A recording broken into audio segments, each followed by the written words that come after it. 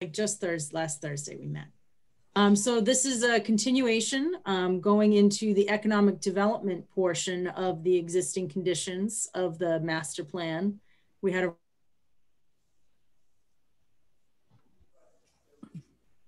we just lost Rachel. Yeah.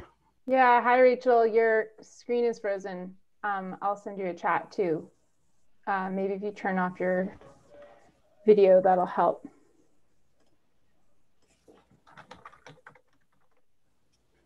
Somebody didn't leave enough of a breadcrumb trail. We lost her. Well, hopefully she's okay. Great.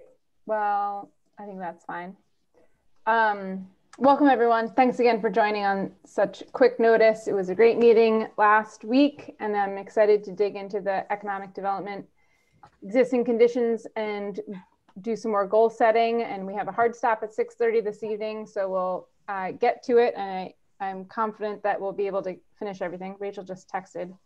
Wi-Fi went out, so using my hotspot, logging back in now. Great. We also have Cable 8 joining this evening, so this meeting might be aired, which is great. So anything that anyone wants to mention before we dig in? I also have a slide on the housing goals based on last week. Sorry, everybody. No problem. I just welcomed everyone, and I think we'll start the slides now, okay? Good, thank you. I'll just make you a co-host. Okay, you are. Great. Okay.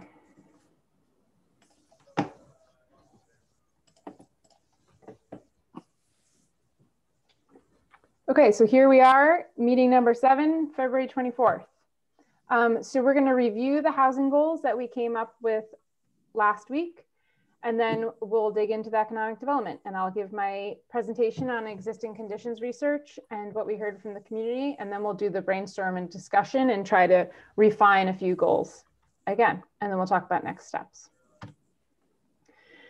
So these are the housing goals that we came up with last week, and then I combined 2 of them because they both seem to be related to location of housing. So I combined the guide development towards the village center with the goal that was about guiding development away from isolated areas and open space. Everything else is very similar to what had been drafted. So does someone want to read these out loud and see how they sound? Do I have a volunteer? I'll volunteer, Ella, if you'd like. Thanks. Okay, draft housing goals. Encourage smaller and lower cost housing options to better serve the community, including seniors looking to downsize and town employees. Guide development towards the village center and areas with existing municipal infrastructure and away from isolated areas and open space. And promote deed restricted affordable housing to meet the needs of people who work in Wrentham and lower income senior and disabled residents. Thanks, Jeff. Okay, any comments or feedback on this? So the idea is that these would be the draft goals that we'll work with and that I'll present to the planning board next week and the select board likely the following week. And then that we'll start brainstorming some strategies around. So do we all feel comfortable moving ahead with these? And feel free to respond in the next couple days by email if you want more time to think about it. Ella, quick question. Mm-hmm. These are the ones we're focusing on, our goals. If there were some other ones that we were discussing that don't fit into these, are those still going to be mentioned at some point that the town can be looking at? For instance, we were talking about maybe the Wrentham Development Center property, doing something with that. It's not specifically addressed here, but it may be something we want to pursue. So is that going to be caught elsewhere? That's a great question. So I was thinking that was caught under this goal number 2 of guiding development towards areas with existing infrastructure. Okay. That could be a strategy within that goal. Mm-hmm. So if you feel like that rises to the level of a goal and should stand alone, then we can discuss that. And if there are other issues and kind of strategies like the development center that you think don't fit nicely under any of these goals, then we probably would want to think of another goal that strategy would fit under.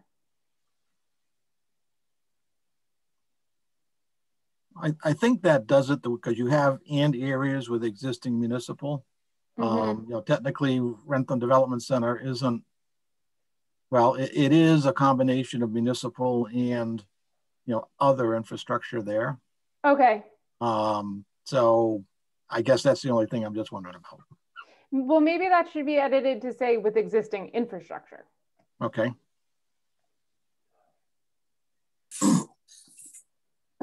Yeah, why does it have, it doesn't have to be municipal, does it? Nope. I don't think so.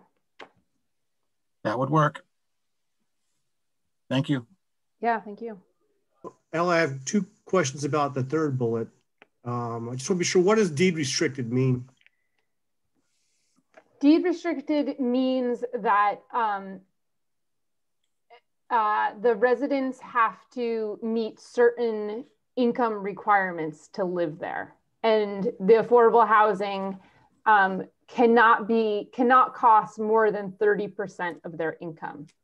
So affordable housing here is the big A, basically subsidized housing, public housing, rather than just housing that is affordable, housing that is lower cost. So that's what the deed restricted is referring to. Okay. So Wrentham has met its prerequisite for affordable housing, and it's likely to maintain that for a period of time. So nothing's really going to change with that. I'm kind of going a long way around of getting to how we word this so that the small a is more applicable, especially for people who work in Wrentham. I'm stumbling here a little bit, I apologize, but I'm trying to think of, it seems like we really want to make sure that our municipal employees and our school employees and that range of economic income can afford to live in Wrentham. So it's not just the deed restricted strata. Isn't that, how about number one though? The first yeah, so one. that does make that a little redundant. That's all. As I'm reading this for the first time and thinking through it, I should say, for the first time. I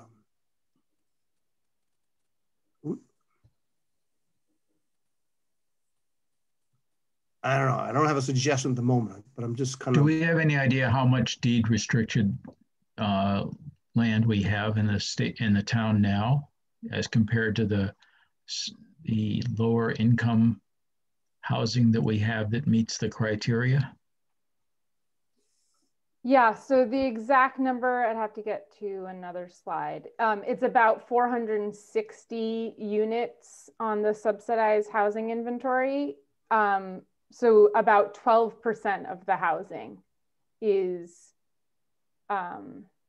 in that category. In that category. And, yeah, and the minimum requirement is 10%. Minimum requirement is 10%. Yeah, so that's using 2010, you know, just FYI, this is a 10-year plan, a master plan is, that's using 2010 data.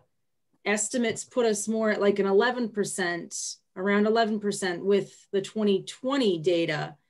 So, and I mean, Ella, you know, this is just forecasting that I have sort of been keeping track, and it's, so I still think we need to think about it and keep it on our radar because a lot can happen in 10 years. And if we don't always think of that and, you know, adding more, you know, we're always going to be chasing that number, and it's updated every 2 years. We just did our update last year. So, but again, it's like, we're kind of iffy on the edge, man. We're living on the edge. Is number 3 the only way we can really control that number? Because it Control looks the like number of how much subsidized housing there is.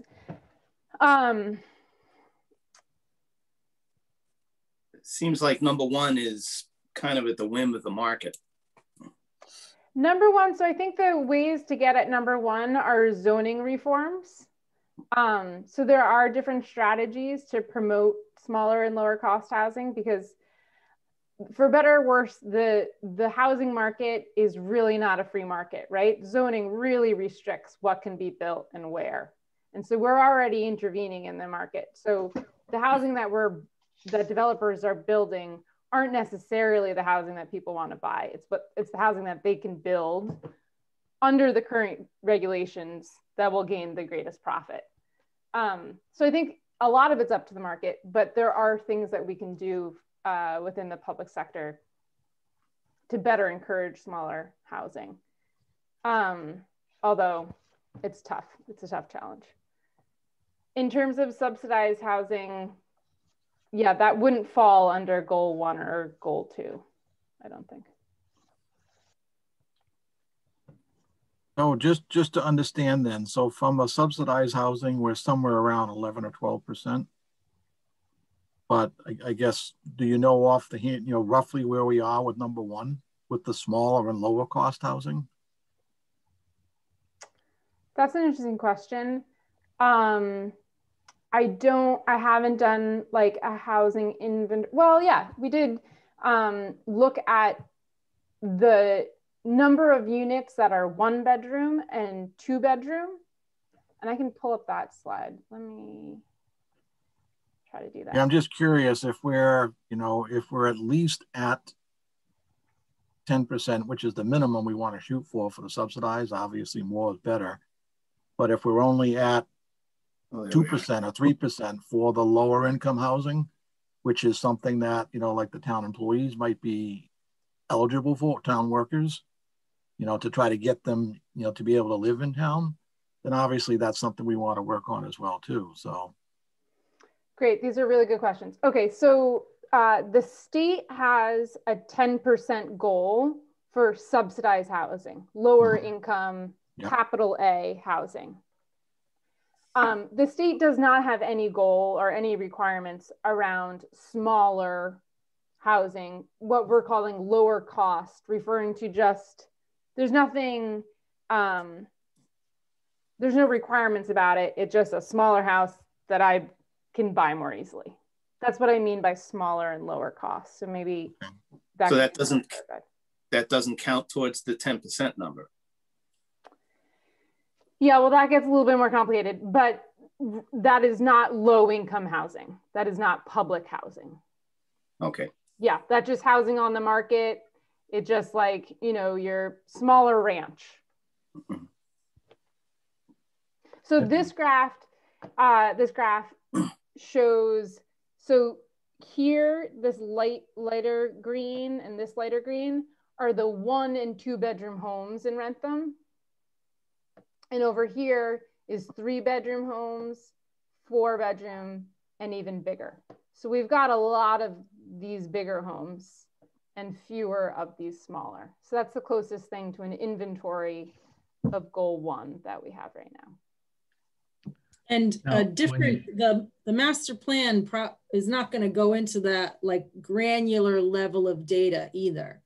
And these are really great questions, and also why the town needs an updated housing production plan, which will get you more of these nitty gritty and do some, aggregate or very fine detail of, this information too. So I just want you guys to keep that in mind that, we have a lot of data here. It's not going to go very granular to the level of what a housing production plan would do. Ella's really great at spreadsheets and these data graphs and putting all this stuff together, but staying within scope as well. Yeah, so the housing production plan, the last time Wrentham adopted that was in 2005, and they're only valid for 5 years. So it has expired. So that could be a strategy of the master plan to just invest in a housing production plan to answer these kinds of questions. So this was the slide about big A, low income housing. I don't like to use the word subsidized because all of our market rate houses are subsidized by tax credits for homeowners. So it can be kind of a misnomer to call it subsidized, but I understand that that term, the terms just get confusing. So that big A, I'm referring to what we think of as low income public housing. So Ella, these two slides really depict very well points 1 and 3.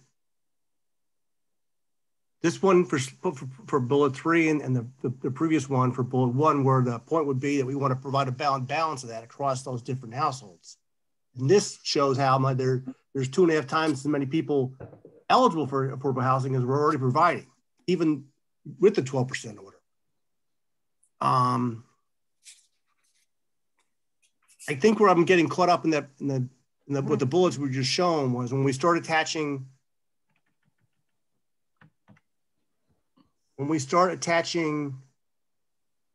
the kinds of people who make them up, that's where there's some mismatches. In bullet 1, I think something we're missing is first-time home buyers. Okay. And in bullet 3, when we say to meet the needs of people who work in Wrentham, and that's the first thing we say, I think that connotates different things to different people. That's not necessarily what we want to connotate. Okay. Yeah, right. It's not the teachers necessarily. It is the majority of people who work in Wrentham, though, cannot afford either rent or housing. Right. But I see. So what if we edited it to promote deed restricted affordable housing to meet the needs of lower income senior and disabled residents? It could be just that. Maybe it just needs to say to better meet the needs of the population that's currently in Wrentham that are eligible for that. Okay. That's what we're not doing. There's I was actually pretty surprised to see that number. If there's me too. If there's 2.5 people eligible for every 1 unit of affordable housing, that's something we want to address. Yeah. Now, when you say that, are those people living in Wrentham now and living in an unaffordable situation? Or I don't understand how that can be. Or are those people that work here that don't live here because they can't afford it? That's a great question. It's not the latter. Those are residents. Those are Wrentham residents who are just paying. So how that's determined is they're paying more than 30% of their income. Way more. Okay. Probably over 50%. Yeah. But that's the threshold for that definition. Okay, that, and I think we should make a point of that, of saying that number at some point, that 2.5 times as many people here who would be eligible are overpaying, I guess is something like that. I don't know how to say it yet, but we need to make a point that there are already people here living that are being cash strapped by the expense of living here. Yeah. Okay. And we just put that whole statement in underneath that 3rd bullet. That might be a good idea. Yeah, I think that these goals could use some explanation, right? It's kind of like some of the existing conditions. I've seen other people have a little paragraph under the goals, maybe to kind of explain the goal. I mean, and on the first one, I think you could put some numbers around that, average house costs X, and because you're aiming that at your teachers and your municipal employees so that they can afford to live here. We might, we must have some numbers around that average housing cost in Wrentham. Yeah. But the problem with averages is that they're averages. Yeah. Right. This slide basically would, also the other one. But so this slide was about the average price of a home is $450,000. And so a staff of the fire department couldn't afford that on average. Neither could a teacher in Wrentham, let alone the majority of people who work here, which is in retail. I just did some quick back of the envelope numbers on that slide where you're showing the different sizes of the houses. And if we've got roughly about 4,000 units, anywhere from 1 bedroom to 5 bedroom, we've got about 200 that are 1 bedroom. So about 5% of our housing stock is 1 bedroom. And we have 800, or about 20% of our housing stock is 2 bedroom. So you've got 75% of the housing is 3 bedroom and up. And 5% is 1 bedroom and 20% is 2 bedrooms. That's really interesting. Yeah. Okay. That might be a good way to present that. Okay. So these are great. So I'm going to add some explanation to the goals, kind of clarify and maybe provide some of the justification from the existing conditions. I'm going to edit goal 2 to remove the term municipal. I'm going to add to goal 1 first-time home buyers. So to better serve the community, including seniors looking to downsize, town employees, and first-time home buyers. And I'm going to edit goal 3 to say, promote deed restricted affordable housing to meet the needs of eligible current residents who are to meet the needs of residents eligible due to income. Or just say to meet the needs of current residents who are overpaying, who are eligible at 2.5 times the rate of inventory we have. So that's not the right way to say it, but that's yeah.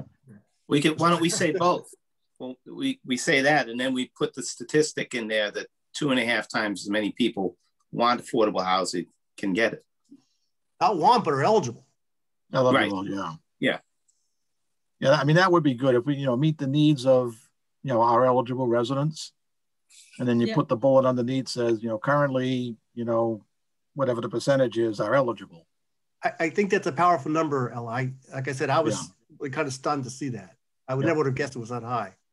Okay. Could we, on that first one, could we, to better serve the community throughout their life cycle? So that starts from, because we're also in that first bullet, we're also trying to get the middle too, right? Kind of like a middle income, or am I wrong or no? That first bullet, right, is more like middle income. But you're also trying to get first-time home buyers in there and older people who are looking to move out of their 5-bedroom house into something they can handle. Yeah. What I guess I'm looking for here is I don't want to exclude anybody in this by calling out people either. I think similar to what Jerry had a point of before. So if maybe we could just make it more of like an all-encompassing, I don't know if that's the word for it, like life cycle. I'm sure there's a better word for it, but from starter to starting a family to empty nesters to, whatever. Well, lifetime would be another way to say it. In goal 3? Goal 1. Goal 1. Goal 1. So if you said something like better serve the community by providing a better balance of home options across all situations, the life cycle that starts with first-time homeowners and flows through to seniors looking to downsize. Well, I was looking to shorten it up, but now we're I've had the opposite effect. I apologize. I figure if I give her those many words, she can feel free to cut it down as she sees fit. How about if it's a little bit more obvious that these are just examples of people? It's not a comprehensive list. So including everyone from first-time home buyers to... Why don't you say instead of including, for example? Okay.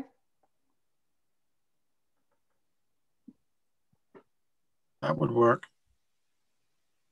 That way it's not excluding anybody. Serve the community. Ella, you're doing a great job. Oh, well, thank you. This is a great discussion.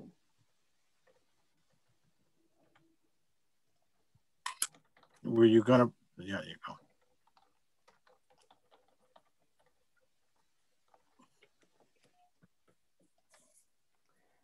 Yeah.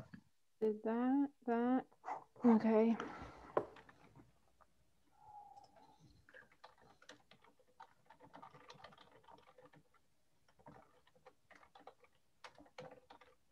Oh, current.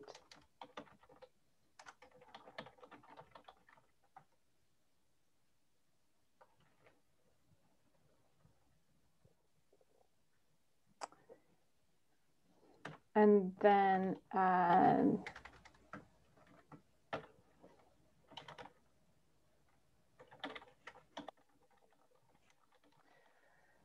Yeah. Yep. Okay. great.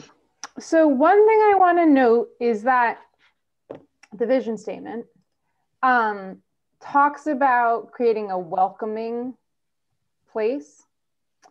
And so I just want to draw our attention to I think it's really important to meet the needs of current residents, but I'm not sure that will help create a welcoming environment if we're only focused on current residents. So first-time homebuyers. Yep. Part of the problem is that true. I think it's this goal. It's this part of goal 3. Yeah. Well, why don't you say current and future eligible residents? Okay.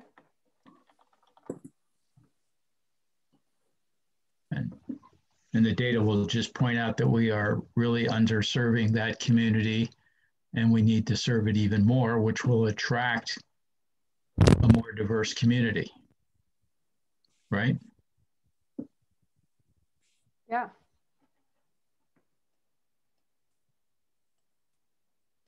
Send it to print. Yeah, how are we feeling about this, everyone? Okay. Okay, know, now that we spent our first 15 minutes. Jerry, please. I'm just going to say, there was a story in the news a couple of days ago, and I meant to print it out so I could share it, and I forgot that I didn't do it. I don't remember where I saw this, but there's discussion about an emergency strategy to provide better schooling for low-income kids by providing more affordable housing options in school districts with really good schools. I'm not looking to add more words here, but I think that's kind of what we want to do a little bit. Yeah. Yep. That's a wonderful thing. Well, I wonder if that could be more part of this justification, like the thinking behind the goal. But if you see a way to add that would be great. I mean, maybe we say something to meet the needs of current and future eligible residents, and like what you said, Steve, something about I don't want to put words in your mouth. I feel like you might have said diversity, but it's really it's people seeking better opportunities for education and their families. Better opportunities, something about better, yeah. But one of the problems we have in this community is it's not very diverse. It's vast majority white people. Yeah. And part of the reason for that probably is related to the housing cost, but it's not all of it. And I'm not really sure how to work all the issues out of it, but that's part of the problem. But it should help diversity.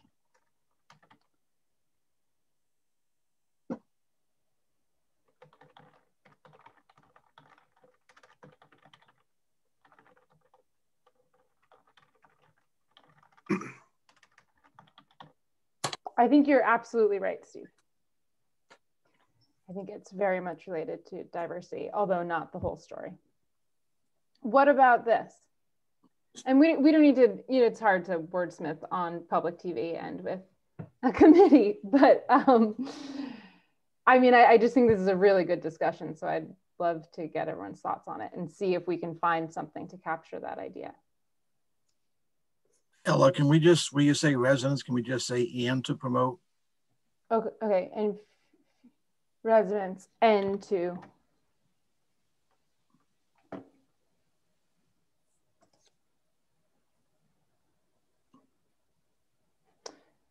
diversity and access to? Does that make more sense? Yep.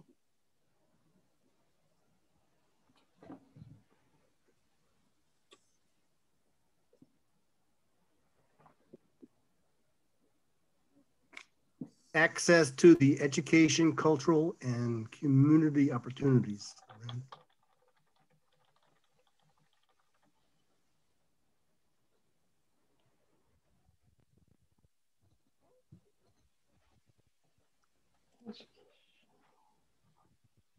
That almost could have been made it to the vision statement too.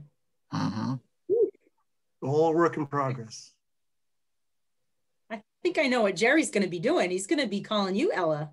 Hey, I got some ideas. You need. Well, going once, going twice. Sold. Old. Sold. I'm not sure that's how you hold a vote, but wonderful. Thank you so much for the discussion. And, you know, we'll see what the planning board and select board says, and the community at large will want their support and consensus as well. But I really appreciate that discussion. Okay, so let's dig into economic development. I'm going to share the full screen again.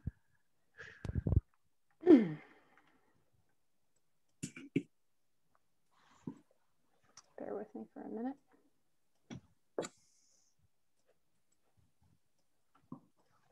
Okay, so here's the vision statement. Do we feel like we know it well, or should we remind ourselves one more time? I'll let everyone read it. Do you want to add something, Rachel? I do, and then I don't at the same time, because so about the businesses, and I'm sure we can get into this in the goals maybe, but we've been facilitating, I've been facilitating some discussions with the businesses in town, and I think that I'm wondering if we can add them maybe in the goals section of the economic development, but I also, like, I understand this is coming out of what the survey results were, but it's just, so having these conversations with these businesses, there are other businesses in town that, you know, a rising tide lifts all boats. So when downtown does well, or even Route 1 does well, everybody does well. You know, we all sort of get a piece of that pie, I guess. So just something to think about. That was it. I appreciate that. Yeah, no, so it's pointing out that we only talk about businesses in terms of downtown here. That's kind of the issue. And I think that was that's what came out of the survey results. So we're not, you know, and it's only just recently that I've been having these meetings with businesses, and I'm like, oh yeah, we should. I mean, they're people too. They're part of our community fabric, you know. Absolutely. Too. So we want to help them in whatever way we can. So I don't know. It might be addressed in our goals too that we come up with. Absolutely, we'll address it in the goals, but I think that's a really good point. Would this group be amenable to incorporating something about other businesses into the vision statement? You know, which we totally can. We're not done with this yet. So it could be two things, actually. The first part about the downtown itself, which is the heart of the town. And we want it to stay the heart of the town. But as Rachel said, this opportunity for businesses in these small mom and pop shops, wherever they might be, can exist across a number of different areas. Mm-hmm. I wonder if it's larger businesses too that want to be captured. Well, one of the things we don't have is very many large businesses except in the outlet mall, right? Yeah. Is that a good thing or a bad thing?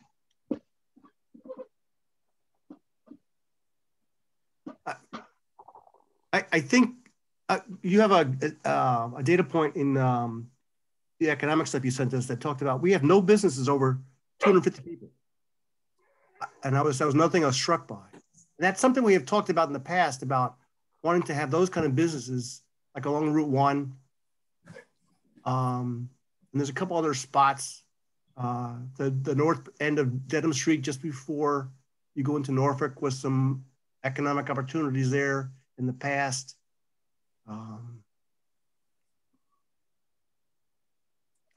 And those larger kind of businesses tend to be the ones I think where people live in town and work in town. They can add to those numbers more than anything else can. The outlet mall might be employing 1,000 people, but they're all 4 or 5 at a shop. Yeah, but it's still 1,000 people, which is a large percentage of the town. And I suspect the vast majority of them do not live in town. Okay, a lot of these things I'm about to present on, and I really appreciate you bringing up this issue, Rachel. I wonder if we should move on to the economic development and figure out the goals, and then maybe we go up a level from those goals and figure out how to add something more about the economy and business environment to the vision. Does that sound appropriate? Yeah, yes. And maybe we do that at a later date. I don't think we need to figure it out, but I appreciate that flag. Ella, Yeah. Yeah, I have to jump off now. So Okay. I just want to let you know that it all looks good, what I've seen so far. Great, so, thanks, Alan. See you at the next meeting. Okay. Bye. Okay, so we have some quick facts, and then I have like 5 or 6 slides about key themes, and then we'll do our brainstorm. So quick facts. The pandemic is still unfolding. We don't know exactly what the impacts will be, but as of September, 10% of the residents of Wrentham were unemployed, and 20% of those people were renters. So disproportionately renters were hard hit, but across the board, people were hard hit. The workforce is pretty highly educated. Residents work in a variety of sectors, mostly in Boston and other locations Northeast.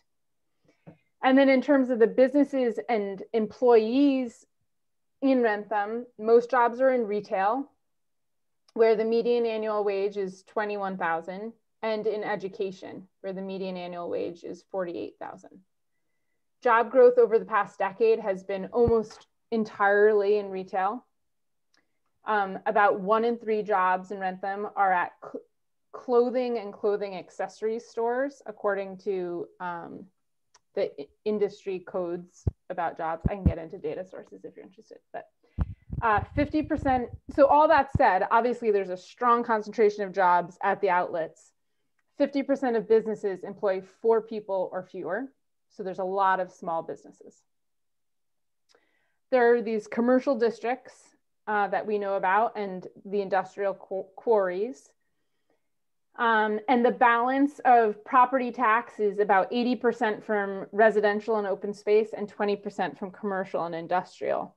And Rachel and I are going to work on the data on this, but most overwhelmingly, the taxes from commercial and industrial come from the outlets.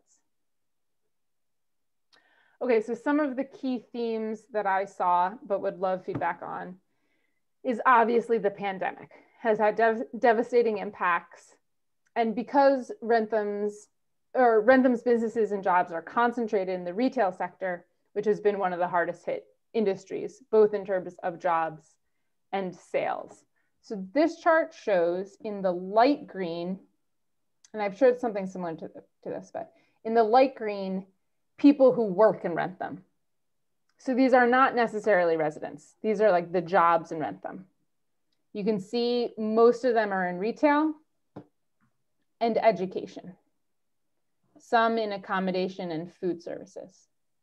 The dark green is the jobs of residents. So you can see there's more variety. The bars are smaller and more spread out. So people work in healthcare, some people work in retail, manufacturing, professional, scientific, and technical services. But the jobs in Wrentham are mostly in retail and education. So back in the spring of 2020, this is statewide, but approximately 25% of people who worked in retail were laid off. So again, we can kind of assume that that was hard hit.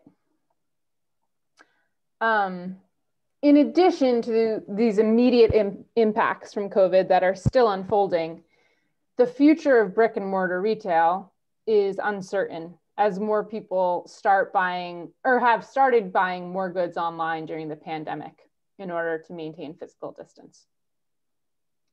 So I think that uncertainty of what retail shopping will look like, I don't have a crystal ball, but it might be something we want to note and keep in mind.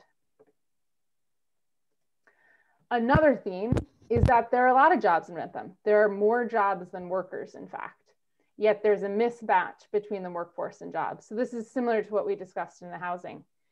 But what this chart shows is that about 6,500 people commute into Wrentham on a workday. About 500 people live here and stay here for their jobs. And 5,700 people live here and commute out. And there are these really interesting maps showing where these people are going and where these people are coming from. So again, people who live in Wrentham mostly work in Boston and in other towns northeast of Wrentham, not all in Boston. And the people who work in Wrentham mostly come from the southeast, a lot of them from Rhode Island. And they all drive on my street. That's probably the case.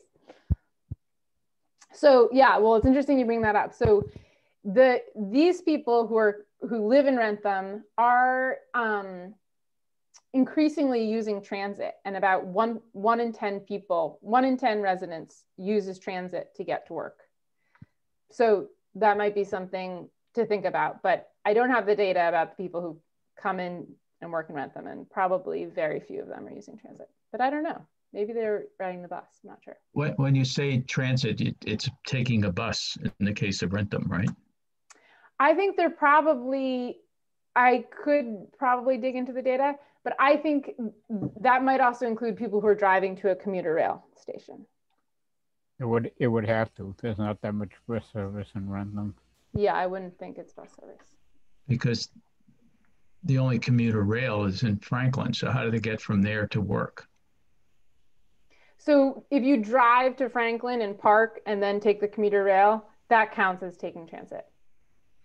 Okay, those are the people leaving Wrentham. Right.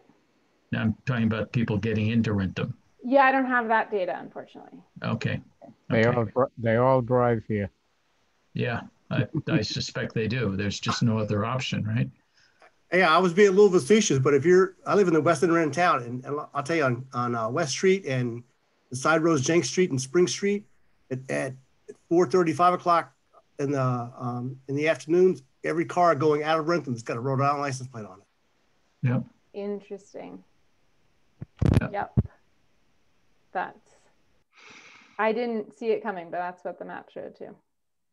Because I live in Wrentham because my initial job when I came here was in Foxborough. Mm-hmm. So I'm just wondering how many of those 5,000 plus people are commuting that far. I mean, okay, I have that data. Right, I forgot to mention that. So about a little over 50% of Wrentham residents spend more than an hour commuting each day, and 20% spend more than 2 hours commuting each day. It only means they go into the next town. Traffic is so bad. So there is this amazing map in the existing conditions assessment where you can see where people who work in Wrentham live Again, it's mostly like in Rhode Island, also in Plainville, and other areas, and then where people live or work northeast. And it's not all in Boston. There's some locations closer, but it's mostly northeast. I mean, 128. that's one of the beauties of Wrentham is, you know, our central proximity to Boston, to Providence, to Worcester. And, you know, we've got 495 and 95, you know, pretty much go through town for the most part, and Route 1. So, Yeah. Great. Okay. The next theme is that there are these areas, there are these commercial districts. So there are 5 main commercial districts, each with their own distinct characteristics. And this is a map based on assessors' data of land use. So it's not exactly zoning, it's how the land is being used, which can differ from zoning. And red is commercial, purple is industrial, yellow is residential. So these are just districts that I circled based on that concentration of red. So Route 40, interestingly, appeared and wasn't mentioned in the 2004 master plan because I think some of these uses might not have existed at that point. So this is right by Eagle Brook. So each of these places have different characters, serve different clientele, have different businesses, but they can be kind of things that we keep in mind as we plan for economic development. But even though it looks like there's a lot of red along Route 1 here, when you look at the actual number of jobs and businesses, 40% of jobs are at the outlets and 25% of the businesses are located at the outlets. These numbers are from 2016. It's the most recent data I have. Okay, 2 more. This is about kind of focusing on recent reforms and opportunities. So recent rezoning in downtown and along Route 1 provide unique opportunities for new commercial development. However, there are also unique challenges in both areas.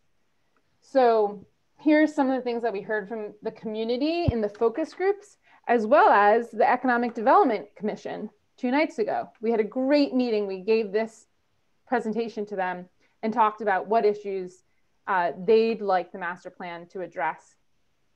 And that was a really valuable, fruitful conversation. And I hope that they'll help us as we continue this planning process, as well as the implementation of the plan. So some of the things we heard was from the focus groups, people really love local businesses and they want them to succeed, especially during this hard time in COVID-19. We heard from business owners that they're really interested in better communication and better coordination with the town. It sounds like the relationship is improving, but there's been kind of a disconnect in the past. One really interesting thing we heard from a few people, this is anecdotal just from talking with people in focus groups, but that they love living in Wrentham and have a lot of their needs met, great amenities nearby, good shopping, there's Target, there's Trader Joe's. But those places, when we look at a map, aren't actually in Wrentham. And we're not gaining from those sales or property taxes. So although the Route 1 rezoning creates new opportunities, I think there's a need to be really strategic about finding the niche in the market, because residents are getting their needs met by the stores just outside of the Wrentham border. So to compete with those stores might be difficult. I didn't do a full retail analysis, but that was just kind of based on the focus group participants. And then lastly, this was from last night or 2 nights ago, whenever that was, the Economic Development Commission meeting. There was a good amount of conversation about how Wrentham is considered unfriendly to business. And again, there's been great improvements in the past few years, but there are reforms to the fee structure, potentially, as well as the zoning, as well as the permitting that would make Wrentham more business friendly. For example, having a one-stop shop where you could have your planning and your building inspection be permitted all at one time.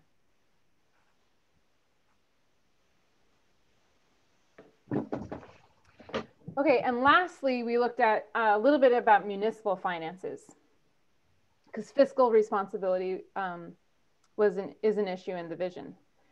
So Wrentham, interestingly, has the highest assessed value. So this compares Wrentham to neighboring municipalities here.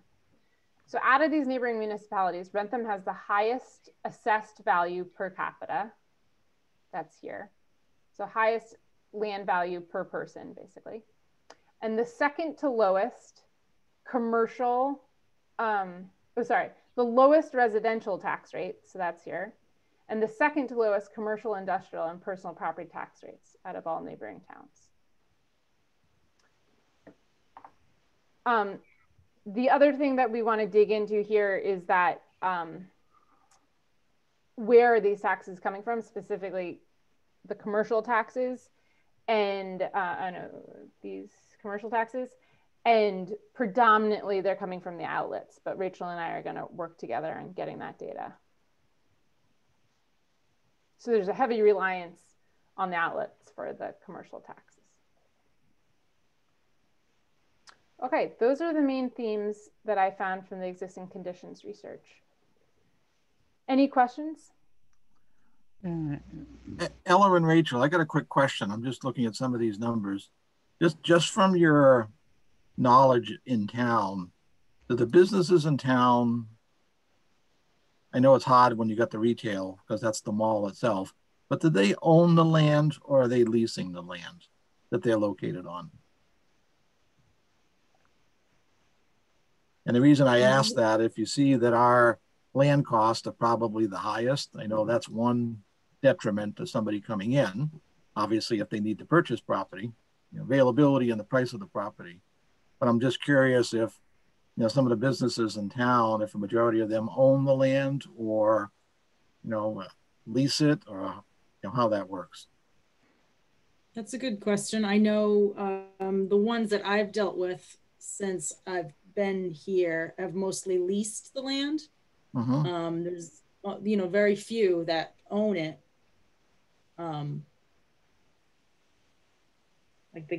think the gas station is there at the 500 Thurston. I believe they're going to be leasing. But again, that could just be because of where they are in the process with me in planning.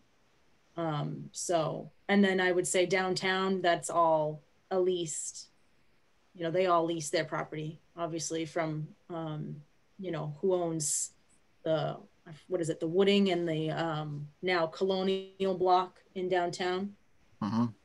I think it is much more common to rent, but that's a great question. I don't have the numbers on that. We could dig into, and sometimes plans do, the commercial rent numbers. So how does commercial rent in Wrentham compare to commercial rent otherwise, which is kind of the question you're alluding to, trying to get at this land value. The commercial rent would probably be a better source of information to answer your question. Yeah, and I'm curious, like the other day when you're talking about the 2 plots of land, by the old Crosby Valve, if those landowners are looking to develop and sell the land, or if they're looking to develop and lease it. And again, thinking long-term, what are some of the things we can do to try and encourage, specific economic development? It may depend on, whether the land needs to be purchased, if it can be leased, or whatever the case may be. So just curious. All right, thank you. Yeah. Okay, so let's dig into the goals then. So we have some examples, just like we did last week for housing. So these are the 2004 Wrentham goals. Any volunteers to read these out? Any volunteer, singular? I think Daryl wanted to read something aloud earlier.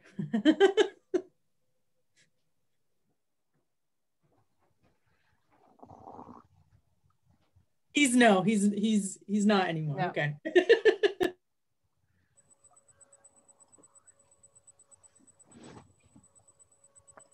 I'll read for you. Thanks, Stephanie. It's Stephanie. just make sure, is my microphone coming through okay? Because I'm using my cell phone for connection here. It's perfect. Sounds perfect. Okay. So economic development, increase commercial tax rebatables. Is that okay? Ensure development is appropriate to local area, attract new businesses, improve economic climate, provide local employment, focus on town center outlets, Route 1, State School, Wampum Corner, and Sheldonville. Great. Those are examples from Wrentham 2004.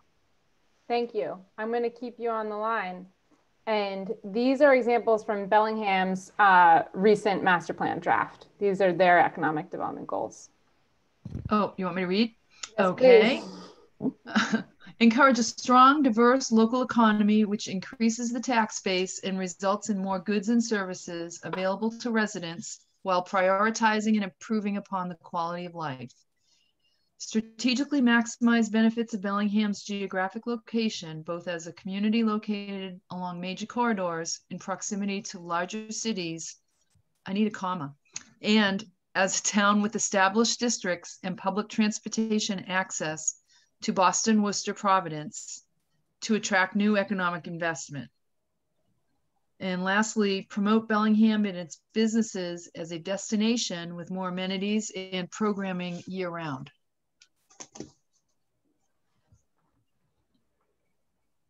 Great. I feel like some of those are similar. Okay, and this is just an example of a master plan that MAPC did recently. I know Cohasset's not a neighboring town, but it might be of interest. Okay, this is the last one, Stephanie. Okay, so economic development Cohasset 2019, create a variety of economic activities in town to satisfy citizens' desires for more varied experiences in the village, the harbor, and along the commercial corridor of Route 3A. Reimagine the town's engagement with economic development, strengthen the traditional economic development organizations, including the Cohasset Chamber of Commerce and the local Downtown Business Association. Increase the number of visitors traveling to Cohasset for enjoyment and to use the town's resources. Implement the economic development recommendations of the master plan and the harbor plan, focusing on the greatest strengths of businesses that operate formal and informal establishments, including in-home enterprises. Thank you. You're welcome. Okay, so that provided everyone with some inspiration, I hope. And we're going to do another Jamboard. Although Christian is not here to help us, we can figure it out. So I'm going to... Well, I'm super excited. I love Jamboard. We got another one for you. Okay, here's the link in the chat. So if you click that link, a new window will appear. I think everyone was here last time. A new window will appear. And it should have an example goal that I added. And you're going to bring your mouse to the left-hand corner of the screen and see an icon that looks like a little piece of paper, and it has 2 lines on it, and the bottom corner is folded in, and that's the sticky note. And so if you click that icon, you'll see basically a post-it, a digital post-it come up. Daryl, you weren't here last time, were you? Have you used Jamboard? I was here for the last, for the housing. Yes.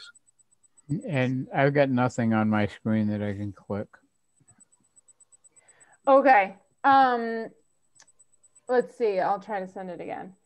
If you go to the bottom of your screen, Everett, do you see something that says chat? Nope. No, I don't either. Have nothing down there. Okay. Oh, chat? Chat. Yeah, click chat. It's over on more. Okay. I got chat. Okay, right. Great. Now I got it.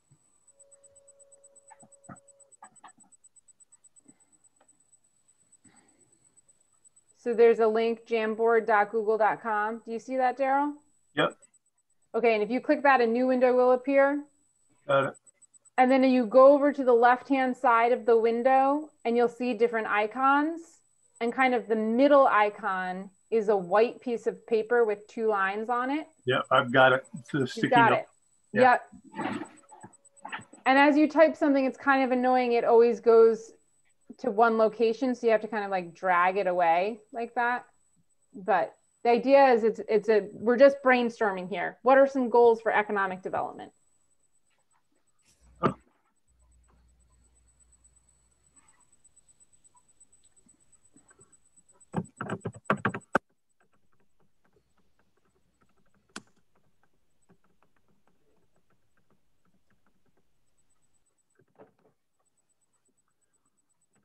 And then we'll rearrange them and discuss them in a little bit, but we can get all our ideas up first.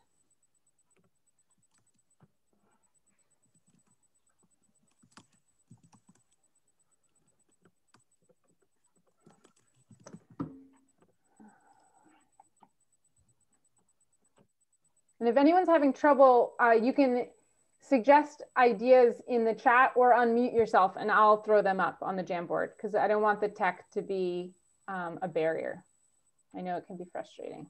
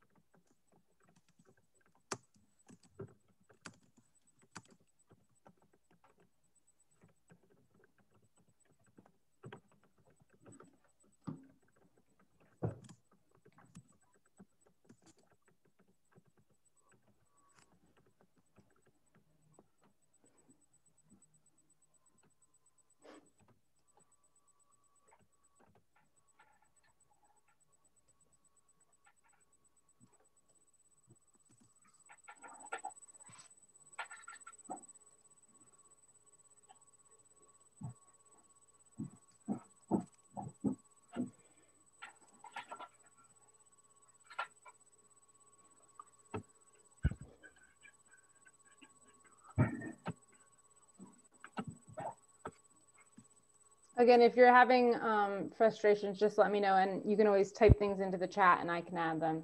But it looks like we've got some good ideas coming.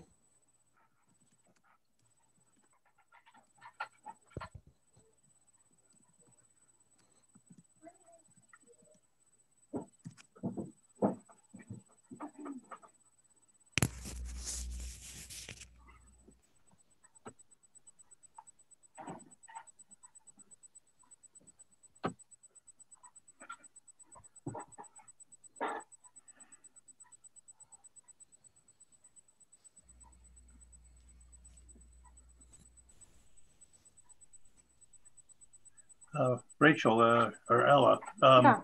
how much do you think that the Rose Gate ledge view development changes some of your numbers, or the perceptions in the graphs?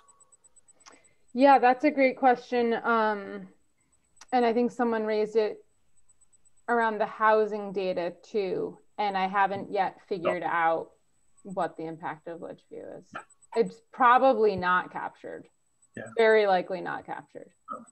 Yeah, because right now so much seems to be in flux, and I wonder about the utility of this entire exercise. My daughter was managing a showroom down in New York City for office furniture until last March, and now she's working over a place that does closets and home offices over in Franklin. So, everything's kind of changing. Absolutely, I understand that. Yeah, there's something we're also working on a regional plan to 2050. to talk about all the things that could change. And so we have one of my colleagues is a modeler, and she's doing all the sophisticated modeling to kind of account for uncertainties. And there's a term like no regret or low regret strategies. So even if everything changes, it's still a good thing to do. Might be kind of the approach that we can take. Yeah. You just wonder when things go back to normal, as they say, what, how that, will we see, return to retail, or people used to shopping online? I've never bought so much online myself either. Right. Yeah, me too. Yeah. Although, like I put out one of my stickies there, Cataldo's is someplace that I always forget about. They've got everything in there. It's like the old Woolworths.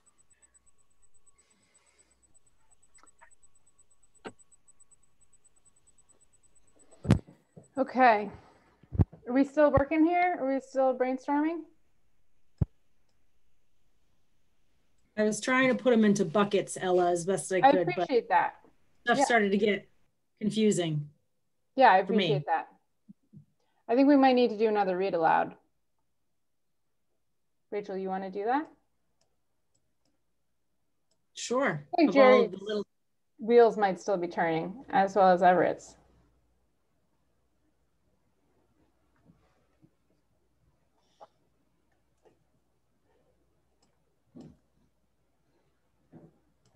Okay, we'll wait.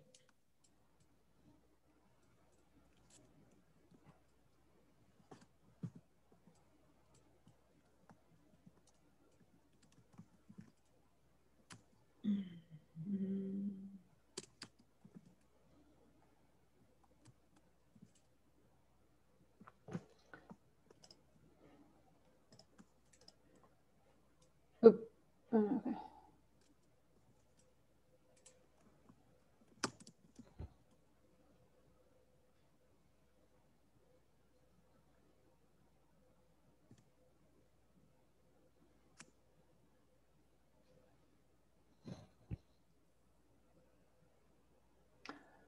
Okay, great. Rachel, you want to read off what we have here? Yeah, sure. So I'm not going to do the example. That was a gimme, guys. So develop a means to capture and direct the thousands of visitors to the outlets such that they patronize the small businesses located elsewhere in Wrentham. Keep the village outlets vibrant. Discussion on what the business areas are. I've seen a couple of those. Partner with our existing businesses in town to facilitate their continued viability. Encourage clear communication with businesses. Increase awareness of newly formed Wrentham Business Collaborative. Have a link to Wrentham businesses on the town website. People should know how handy Cataldo's is. That was a good little because they do tools and anyway, okay. Leverage outlets. Work with commercial developers to minimize barriers to siting viable and sustainable new businesses in Wrentham. Simplify zoning. Study existing fees. Encourage new businesses which will provide good jobs to Wrentham residents. We need to hear from existing businesses what type of new businesses would come to Wrentham. Create maker space for businesses that don't have brick and mortar. Need to develop target matrix that better specify goals or maybe identify measures and measure progress. Work with our business community, regional and state organizations to encourage new sustainable economic development in targeted and specific areas within Wrentham. Look to encourage the development of satellite office spaces that support people otherwise working from home and or support in-person meetings and conferences that don't require the long commutes. Downtown infrastructure improvement, slow down traffic in town center and do something about parking. Oh, hey, Rachel, you froze again and we couldn't hear you. Can you hear me now? Yep. Yeah. Yep. Can hear you fine. Where did I stop? Where did I stop? Yeah, slow down traffic, I think was the last one I heard. Okay. Develop matrix that better specify goals or maybe help to identify goals and can measure progress. And strategic economic That development. was me. That was me. Oh, sorry. Okay. I'm trying to think of themes. Okay, great. Well, hearing and looking at all this, I've added these orange Post-its, and maybe I'll share my screen now, which will benefit those who might be at home listening in. I've added the orange ones to try to see how we can find some themes, some groups to get some goals out of this. This is a great brainstorm. So I feel like there's something about the outlets and helping keep them vibrant and leveraging them, leveraging all that traffic. There's something about, here, I'll just delete this, coordinating businesses. And then I hadn't gotten to these. Oh yeah, something about like being strategic with metrics.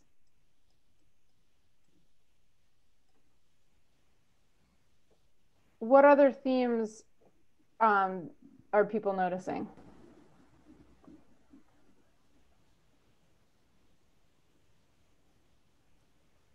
I think one of the things we talked about is if there are barriers, if we do have that, perception by others that we're not friendly to business and we've got a lot of barriers, we need to try to do what we can to remove those barriers. Yeah.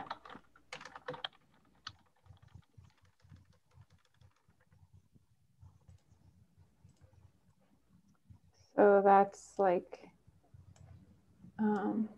well, and there's a lot about communications with different groups and stuff like that. And I'm not exactly sure how to change that, but I mean. Well, one of the things is electronically, whether there's a link on the Wrentham town website or Yeah. I don't know. We've had our bulletin board up before, but I don't know if people look at that. You're supposed to be driving. yeah, I was thinking that communication could kind of relate to better coordination with existing businesses. Is there something we can do too? I see communication, but I'm also thinking advertising. What can we do to kind of let people know, hey, assuming we can get, a better community for, more encouraging sustainable businesses to come in, how do we get that word out? Yeah, I think we have to be a little careful in that there's a two-edged sword here, and that is Black Friday is not a fun day for our downtown. Yep. And the idea of encouraging people to leave the outlet mall to come visit our downtown might not go over in some cases. I think it's particularly things like Black Friday. So I'm not sure exactly how we get a happy medium there. Oh, that was my comment, and let me give you a couple of real life examples. About 8 or 9 years ago, I was in Ireland. I was in the Dublin airport. I'm at the budget rent-a-car counter. Guy takes my license. He looks at it. He says, Wrentham. He goes, I hate that name. And I said, why? And he said, because my wife goes over there 3 times a year to the outlets. Oh my gosh. They fly over. They stay in a hotel up in Quincy. They bus them down here. They bring empty suitcases. They shop and they go home. Wow. They don't do any other businesses. Uh-huh. A few years after that, I was at a restaurant on Cape Cod. Another Irish woman. I'm talking to her because I recognize the accent. And she asked me where I was from. And I said, Wrentham. And she says, that's where we make the pilgrimage. I got like 3 or 4 more examples. When people come here, they go to the outlets and they don't go to any of the restaurants. They've never been to downtown. This is during I understand, Steve, what you're saying about Black Friday, but they come here and they leave, and we're not capturing that dollar that can be spent at other places as well. Gary, I've had the same thing. I do a lot of work with Europeans and especially in Ireland, and exactly the same thing. If they're doing business out here, they have to make it a point to spend, some time we can get over the outlet malls, which is good for us. But like you said, if we can capitalize on that in a smart way. Leverage outlets, yeah.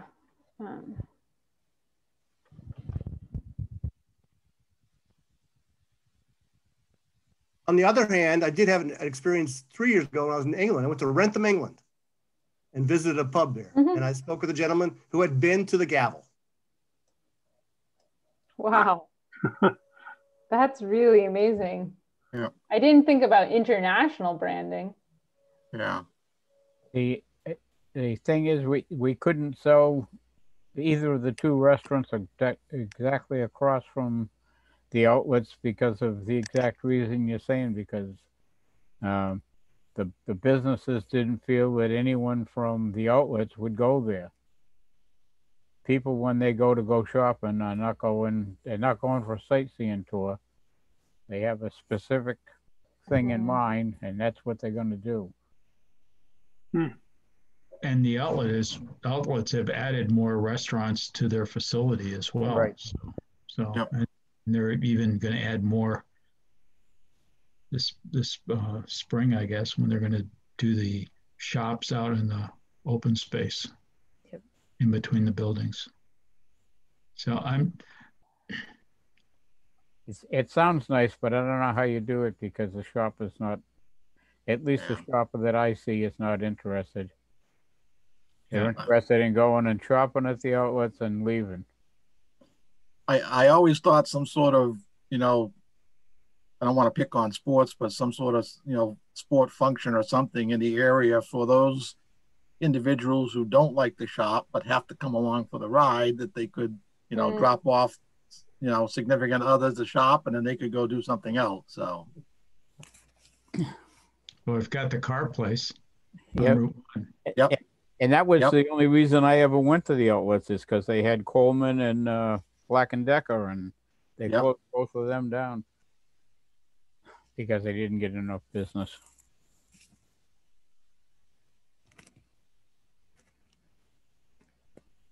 So it sounds good, but I don't. It's way beyond my ability to figure out how to create anything beyond what it is, outlet shopping. Yeah, I think it's really but here, it's not just the outlets. We in normal times, we have thousands of visitors to this town to participate in recreation tournaments at Sweatfield and Rice Complex. Yep. They have one of the biggest cross-country high school races in the state every year at the Wrentham Development Center. And those folks, they don't. I've talked with them. I've gone by them and I've spoken to people with those things. They have no idea what exists in the rest of the town.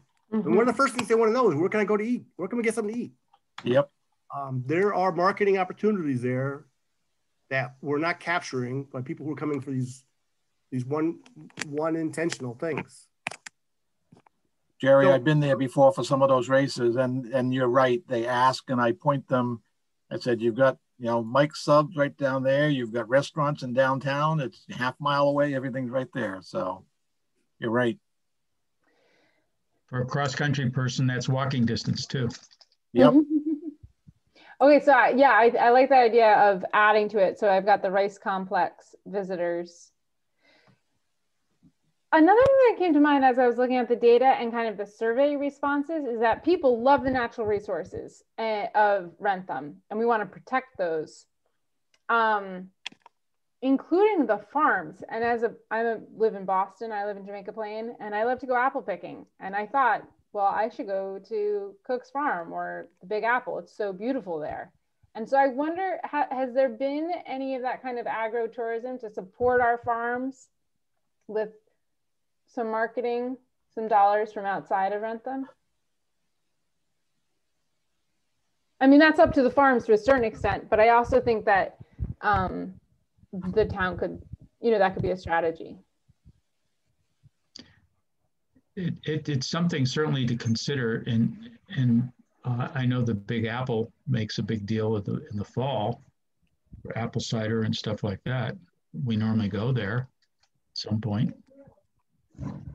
Is that get into a little bit on the increased awareness of the newly formed Wrentham Business Cooperative? I mean, where we could get the businesses to work with each other and then work with the town agencies to get that message out there. You know, the agritourism, the hiking available, the restaurants in town, the outlet malls. Just kind of a one-stop shop to say, come to Wrentham and here are the things that, we can offer you. Yep. Yeah, I think, did you put on there like a coordinated sort of a marketing plan? I thought I saw something similar. Something Coordinate like existing businesses and improve communication marketing. Obviously, these need to be cleaned up, but okay. And then I have over here, we don't have these organized. So someone wrote, I think we need a discussion on what the business areas are. Do we want to talk about that further? Well, I keep seeing that we're saying the Sheldonville, and I can tell you that at least the people that live out there and their opinions at planning board meetings is that they don't want to see anything out there except for $500,000 and $600,000 homes. Okay. Well, so actually with Sheldonville, we don't have a commercial district identified there. We have Wampum Corner and Outlets. Those are the furthest south. Right. I thought I saw one of these slides said. It mentions Sheldonville as an area in your presentation. I think it says Sheldonville is the last one. Yeah, that was specifically named in the 2004 plan. And there is, that was the 2004 plan. That's not to say that we need to carry that forward. Although what we did, that one map that you showed, Ella, that had those 5 districts, one of the things that wasn't captured was there's a small commercial district on the north end of Route 1A at the Norfolk border. Here, And in fact, one of the recommendations out of the 2004 plan was to offer a tax incentive. I forget what it was called, a FIP or a TIP or something like that. Right, the TIF, yeah. Which we did. There was a company there called Capstone that was going to move out of Wrentham. And when we came up with that incentive, they took that and stayed and expanded their business. You're absolutely right. I should include that because that's actually one of the biggest employers. And so that should be noted. Yeah, okay. Up, where's my little thing? Up here, right? Right, yep. Yeah, okay, I'm gonna add that. And the other area was Wampum Corner, and there isn't a whole heck of a lot left to develop there. It's developed a lot since 2004. Redevelop some of it, maybe, but. Well, there's one parcel of that we have a lot of discussion about. I have no had agreements about, and that's the Mara property. Just going to ask about that. And when that's very close to being cleaned and made available to whatever we want to use it for. The town owns that property. Right, but it's not in the commercial zone. Or no, but some thought probably needs to go into what we should do with that. It could range from everything from leaving it alone to making it an access into Wrentham State Forest to taking out the gravel or making it a DPW lot or whatever. There's a whole lot of possibilities that have been discussed. Nothing's been decided. It's still a little bit off, but I think we certainly should keep that in our mind as part of this plan. And where is that, Jerry? It's on South Street, just north of the intersection with 495. So it's in between Wampum Corner and the 495 intersection. Oh, wow. Okay. Right in that area your marker's in. Okay. Great. Thanks. Yeah, we should include that. Okay, going back to the goals here. And then we should probably wrap up pretty soon. So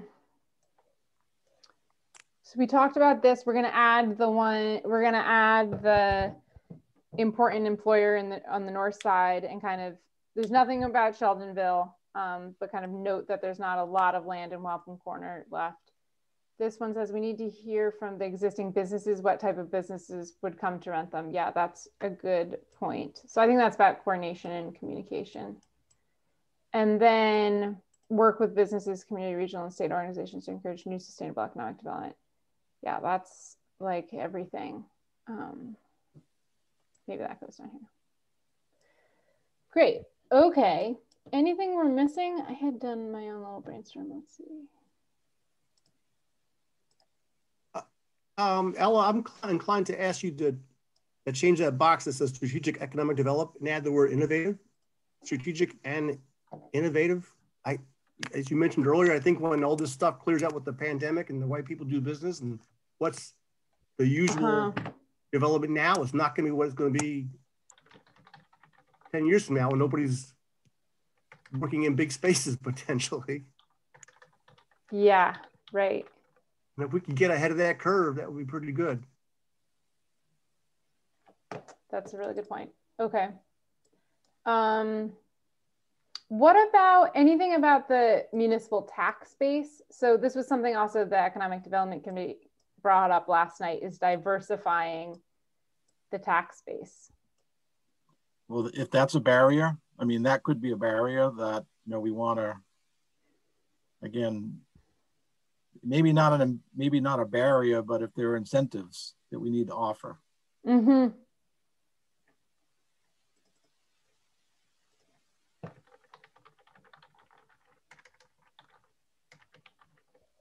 Okay.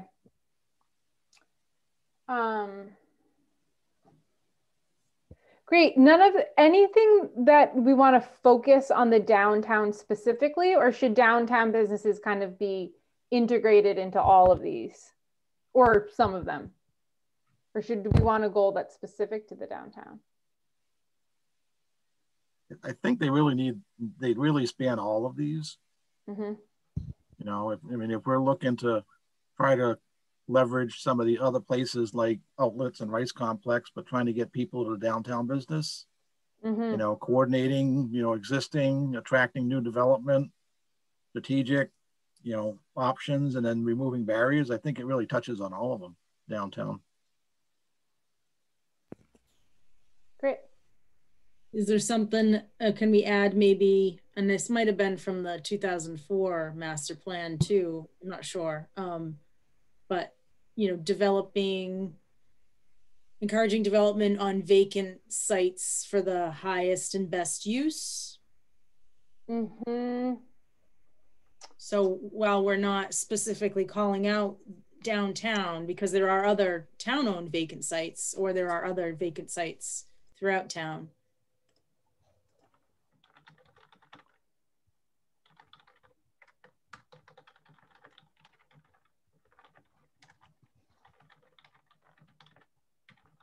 Yeah, I feel like that we might be able to incorporate that into maybe this one. But I think that's important. Yeah. Or maybe even this one.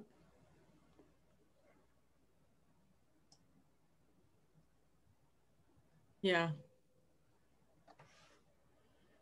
I'd also, I would say a barrier, and maybe simplify zoning, but also update zoning to like make it, I mean, some of the descriptions that we have in there are pretty outdated, and we don't have anything for like biotech, you know, some of these higher tax, you know, the higher tax uses that would come in too.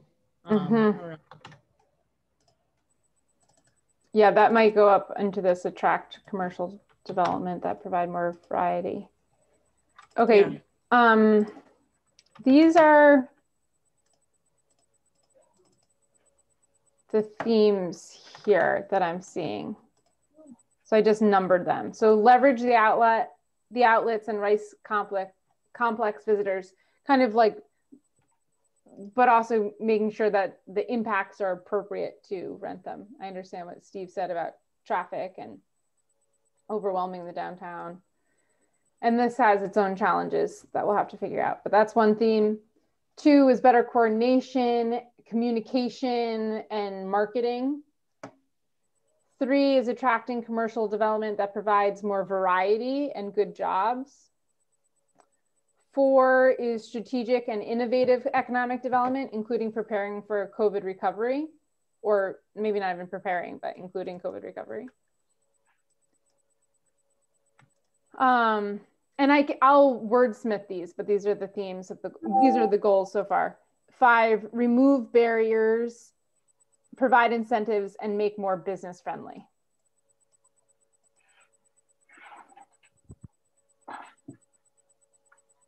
How do we feel about these as the economic development goals?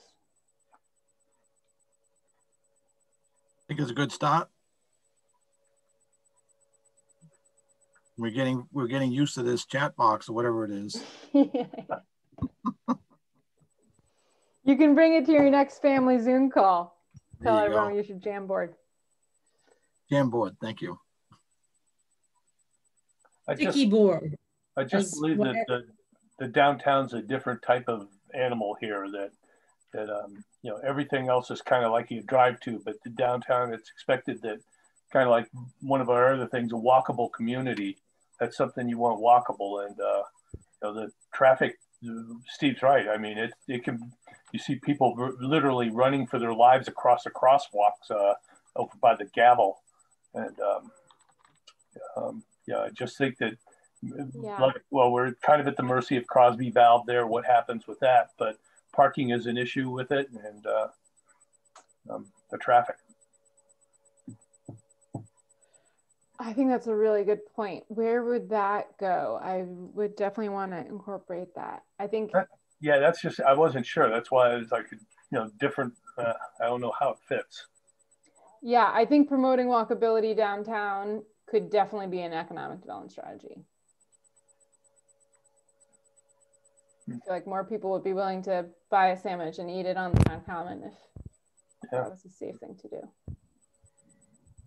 I know, you know, both Jerry and Steve had mentioned this, you know, when we're talking about traffic and stuff, but yeah, you know, when we look at infrastructure and we talked about transportation, even, you know, some form of, you know, shuttle, you know, where we had shuttle capabilities so that we could get people from the outlets of the Rice Complex to the downtown area.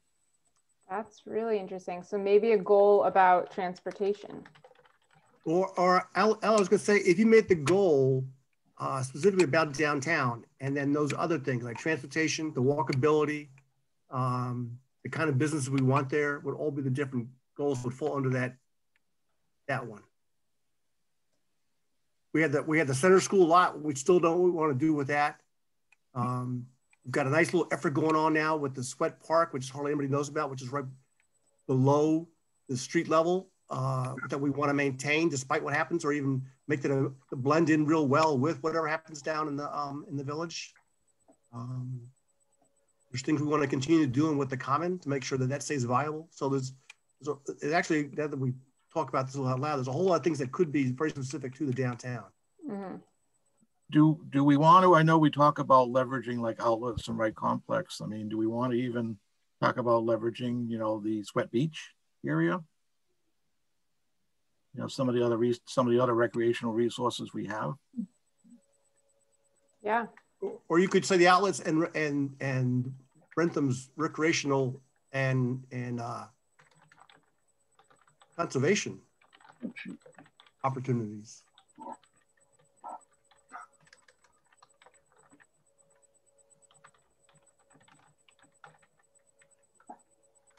Or you could make it Wrentham's recreational, conservation, and agricultural opportunities. Right. Yeah.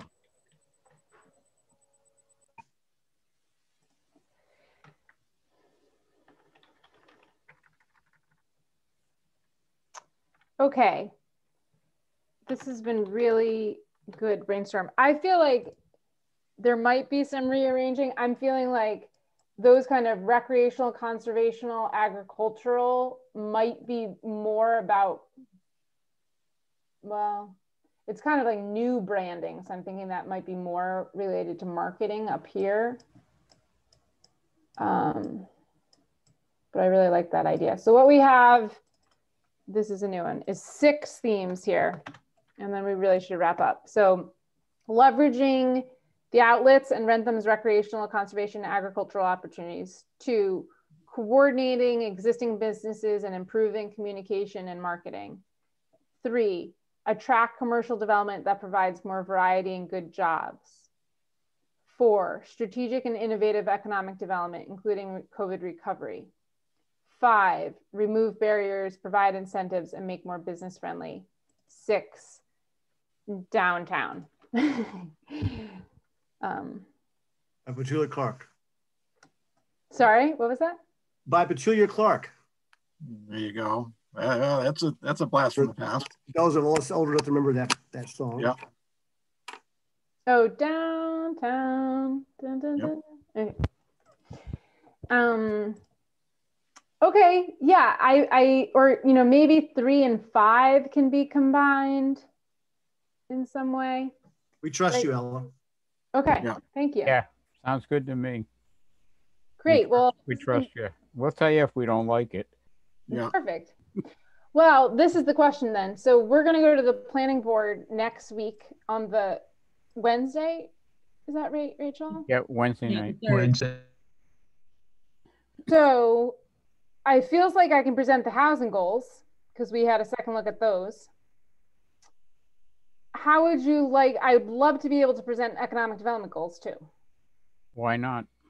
I don't Are know you- what we got on the agenda, but Yeah, I think if you present the ones that you've highlighted here along with some of the, in fact, you could do it on one of these boards and just say it's still a work in progress. But as a planning board member, I think that would be a great idea.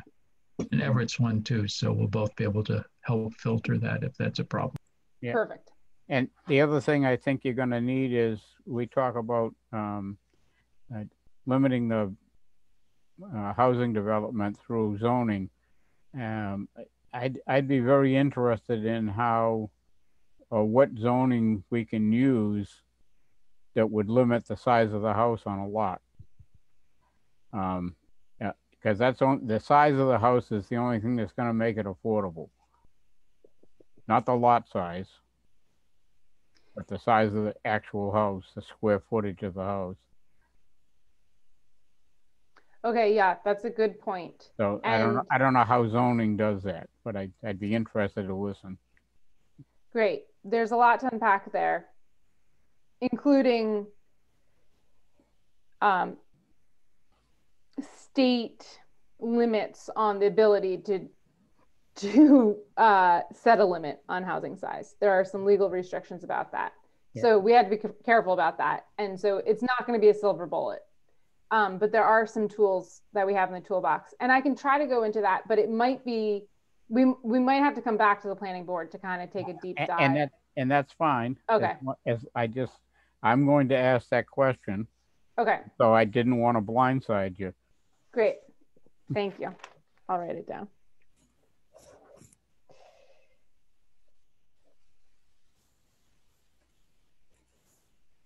Okay. Well, thank you so much again for all the thinking. The next steps, as you already know, going to the planning board next week, the select board the week after. We've been had a great meeting with the Economic Development Committee earlier this week. And once we have these, so once those leaders, decision makers have taken a look at the goals and we get a little feedback about those, then we'll want to start thinking about strategies, digging into these goals and making sure we get to the public as well, see how this is resonating with the community. So that's what's on the horizon. All right. Excellent. Sounds good. Good job. Thanks very much for your time. We'll be in touch. Okay, folks, everyone take care. Be well.